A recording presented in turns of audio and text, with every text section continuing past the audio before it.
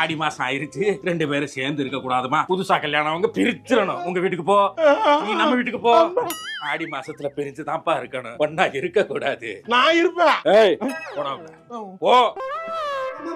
நான் அத்தையோட ரூம்ல தூங்கிக்கிறேன் மாமா. ஒழுங்கு மரியாதை உங்க அம்மா வீட்டுக்கு போயிருக்க. உங்க அம்மா வந்திருக்காங்க, போ. பாரம்பரியத்தை பிரிக்க கூடாது. இது தொட்டு தொடரும் ஒரு பட்டு பாரம்பரியம். இது விளம்பரம் அது. அப்படியா? அது ஒரு ஞாபகத்துல வந்துருச்சு. இந்த நேரத்துல தனியா எங்க போகுது இந்த உதவி?